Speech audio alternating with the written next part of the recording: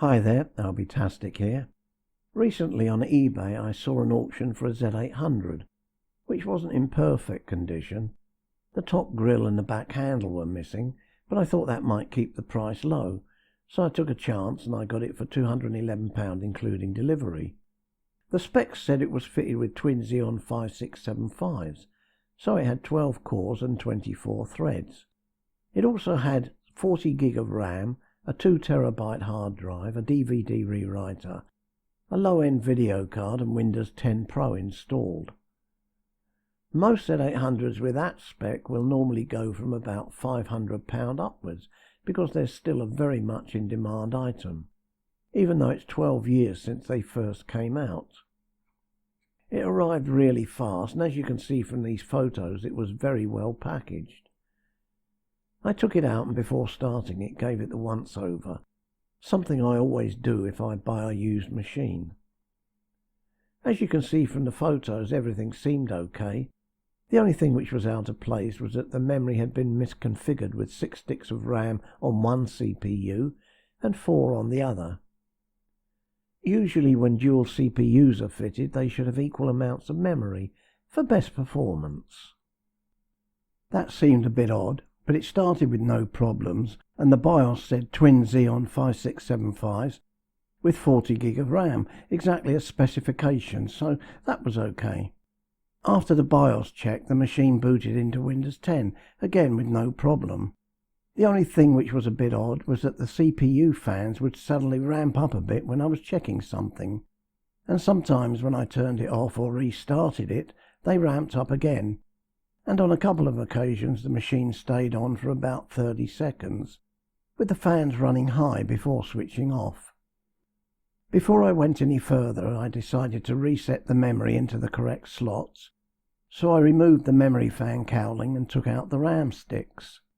Once laid out, I thought I saw why they'd been placed the wrong way. There were 6 of one brand and 4 of another. I assumed they'd been placed like that to keep the brands together, but that's the wrong way. On the back of the front panel, the Z800 has 2 plans etched into the aluminium. One shows the layout of the motherboard, and the other shows how the memory should be fitted for single and dual CPUs.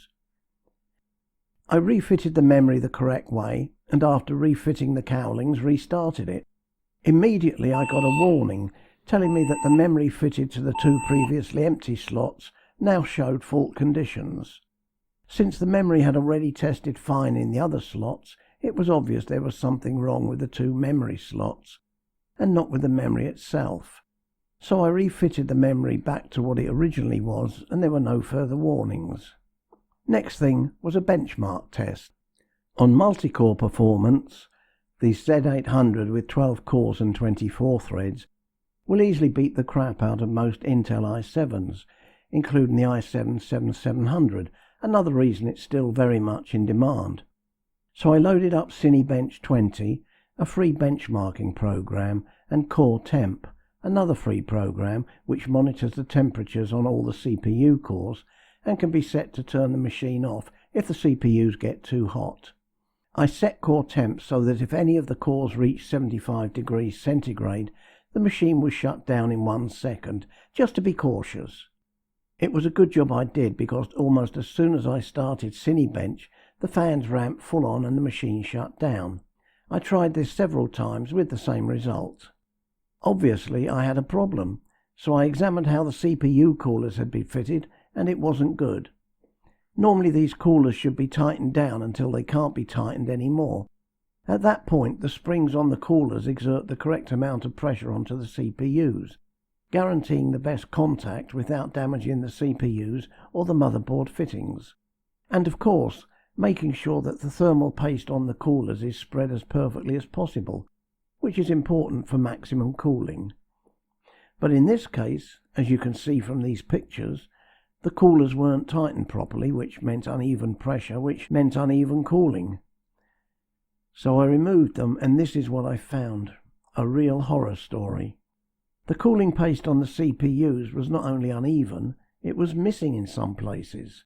But the coolers themselves were much, much worse, as you can see in these photos. Virtually no thermal paste at all. Good job I'd installed Core Temp. I removed the CPUs and cleaned off what little thermal paste there was, and the same for the coolers. I had a tube of Arctic MX4, an excellent thermal compound, so I put some on both coolers and spread it across with a finger, because I couldn't find the little spreader I usually use, and I just wanted to see if there were going to be any other problems. I always put thermal paste onto the coolers because it's a lot easier to spread it and less messy than putting it onto the CPUs. Once that was done, I refitted the coolers, making sure they were properly tightened down this time. The way I fit coolers on these machines is to start at one screw and screw it in about 4 turns. Then go to the diagonally opposite screw and again screw it in 4 turns. Then go to one of the other screws and again 4 turns. Then go to the final screw and again 4 turns. Then go back to the first screw and repeat the process until the cooler is fully tightened. This way it is pulled down evenly until all screws are fully tightened. Then after refitting the cowlings and the front cover, I started the machine back up. And as you can see from the photos, no more overheating. I then did an extended test with Cinebench running over and over for 10 minutes, and the core stayed below 80 degrees centigrade. Now we were getting somewhere. By the way, for those who think that their own Z800s or Z600s or Z840s must have a problem because the cores seem to run hot, don't worry. 80 degrees centigrade seems to be the normal operating temperature for these machines, and the fans don't even begin to ramp up until the CPUs reach at least 80 degrees. The next problem was that Windows 10 was installed on an SAS hard drive, not a SATA drive as I'd first thought. SAS drives tend to be faster and more reliable than SATA drives, which is why they're often used in servers. Normally you won't find these drives in prosumer PCs because the interface is different, but the Z800 machines can accommodate both types of drives. These are the SATA connectors, and underneath them here are the SAS connectors. Both types of drives fit into the hard drive caddies and hence into the hard drive bays.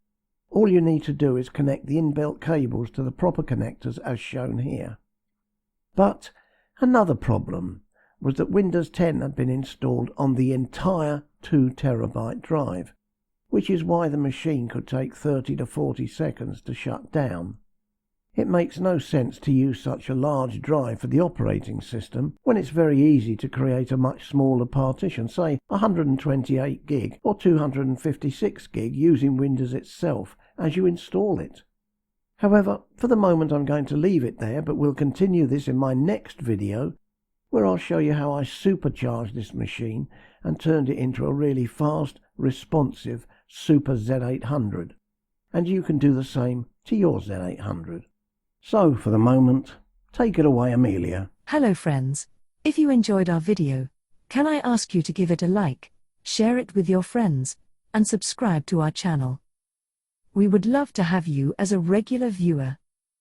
Thank you, and have a lovely day.